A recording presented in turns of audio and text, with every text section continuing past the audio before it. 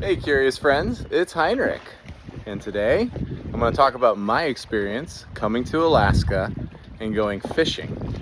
We are here in Sitka, Alaska. Take a quick twirl around.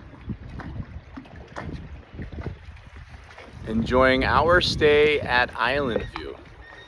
And our big push was to go fishing and understand the experience that Sitka has to offer. So Island View is the company where we're staying.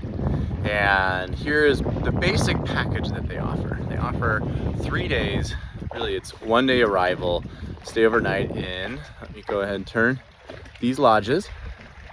These lodges hold 4 people, up to 6 people actually. They have 3 bedrooms, 2 bathrooms, and you stay in them for about 4 nights.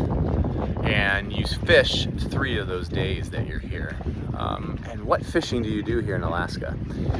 You go for king salmon, you can go for halibut, you can go for black rock fish, and then lingcod, which is currently not allowed to fish for, that you're currently not allowed to fish for. And then I'm trying to think of anything else. Those are the main types. So kind of the day in the life. You wake up around 4:30. And at 4:30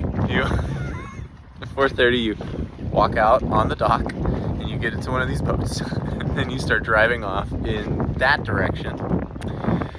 And you go kind of to the northern end of the island where you start the day by fishing for king salmon.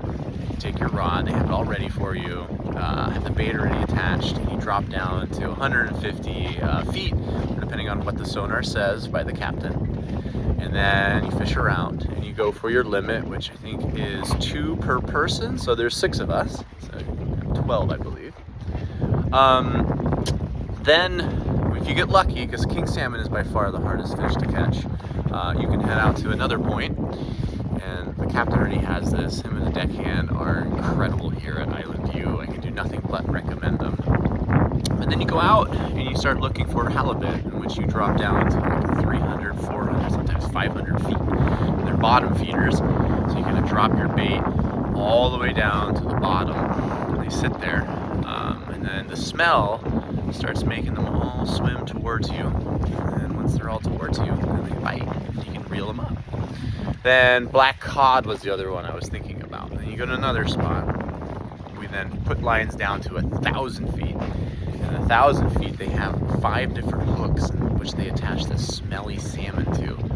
And yeah, you won't believe it, but we had 5 black cods on 1 string of bait. I mean, we were just reeling them in, one after another, one after another. Then you head back into the island at Sitka. On your way back, you stop for maybe some black rock fish and some other ones.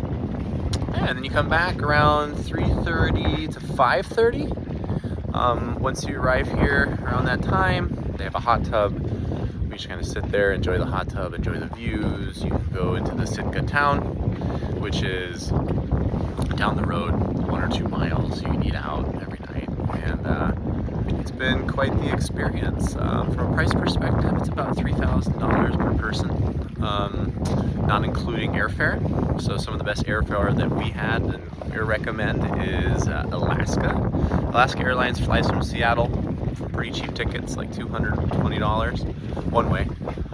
But I flew Delta up from Albuquerque. So yeah, other questions, just leave in the comments. I'm more than happy to answer any questions or recommend people. But it's been quite the experience.